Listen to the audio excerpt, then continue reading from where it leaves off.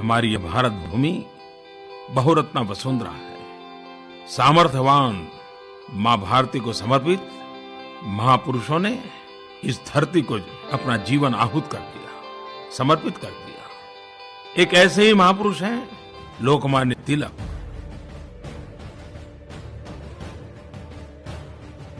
लोकमान्य तिलक साहस और आत्मविश्वास से भरे हुए थे।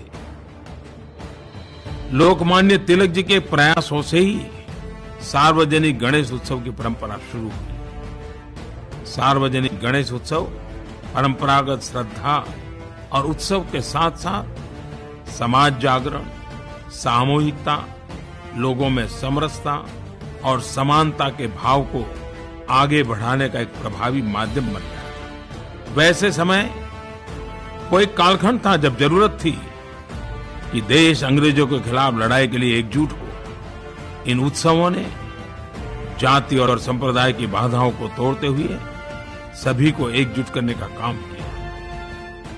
अक्टूबर 1916 में लोकमान्य तिलक जी अहमदाबाद जब आए, उस जमाने में आज से करीब 100 साल पहले 40,000 से अधिक लोगों ने उनका अहमदाबाद में स्वागत किया था। और यही यात्रा के दौरान सरदार वल्लभ भाई पटेल को उनसे बातचीत करने का अवसर मिला था। और सरदार वल्लभ भाई पटेल लोकमान्य तिलक जी से अत्यधिक प्रभावित थे।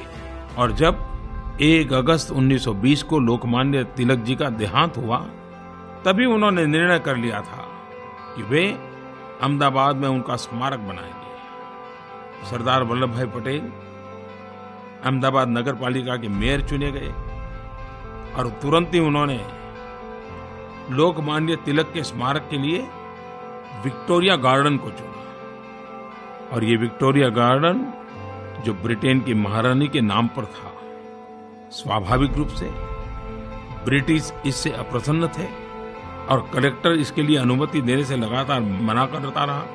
लेकिन सरदार साहब थे, वो अटल थे और उन्होंने कहा था कि भले ही उन्हें पद त्यागना पड़े, लेकिन लोकमान्य तिलक जी की प्रतिमा बन के रहेगी। अंततः प्रतिमा बनकर तैयार हुई और सरदार साहब ने किसी और से नहीं बल्कि 28 फरवरी 1929 इसका उद्घाटन महात्मा गांधी से कराया। और सबसे बड़ी मजे की बात है कि उस उद्घाटन समारोह में, उस भाषण में पूज्य बापू ने कहा कि सरदार पटेल के आने के बाद अहमदाबाद नगर पालिका को न केवल एक व्यक्ति मिला है, बल्कि उसे वह हिम्मत भी मिली है जिसके चलते तिलक जी की प्रतिमा का निर्माण संभव हो पाया है।